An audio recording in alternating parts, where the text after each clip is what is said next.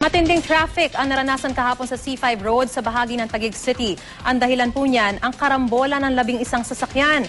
Isa naman ang patay sa malagim na aksidente. Narito po ang aking report. Kuha ito na isang used scooper sa northbound lane ng C5 Road sa Taguig City bandang alas 2 ng hapon kahapon. Nagkabuhol-buhol ang traffic sa daan sa karambola ng 11 sasakyan.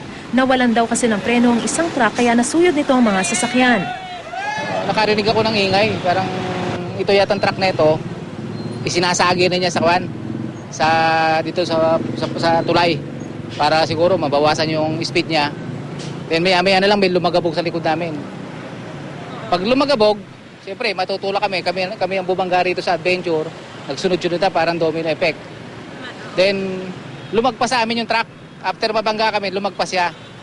Tinumbok niya uli ito. Lumalabas sa paunang investigasyon na mabilis na tumatakbo itong 10-wheeler truck. Galing siya doon sa may third lane pero bigla na lang itong sumagasa. Papunta doon sa ibang mga lanes hanggang sa napunta siya dito sa outermost lane. Pero dahil nga mabilis siyang tumatakbo, hindi naging sapat itong gutter na ito para siya ay pumreno o tumigil. Kaya naman nagresulta ito sa karambola ng 11 sasakyan. Bawat isa sa kanila inabot na matinding pinsala. May 3 nadamay na motorsiklo na lahat pumailalim sa mga sasakyan. Bagamat nakatalo ng mga rider nito, nakaligtas naman na may konting galos. Dead on the spot naman sa aksidente ang 34 anyos na rider na si James Bond Quaterno. Nabasag daw ang kanyang helmet na tumilapon mula sa motorsiklo. According dun ma'am sa initial na investigation na report na ginawa, ito daw ma'am truck nag-lose ng control habang binabaybay niya itong kaabaan ng C5. Habang bumabaybay siya ma'am, ginilid na niya rito hanggang sa mabangga niya itong mga sasakyan na nandirito. Bali 11 sasakyan po ito. Sa lakas po ma'am ng impact.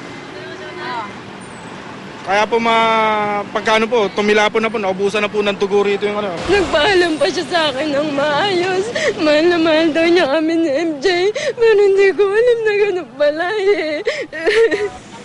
Ayon naman sa MMDA, 8 iba pa ang sugatan sa karambola, kabilang ang 2 batang edad 4 at 5 taon.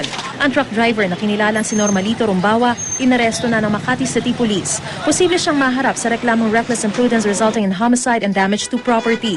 Sa kabilang lane naman ng C5, nagkabangga ng iba pang sasakyan dahil sa pag-uosyoso.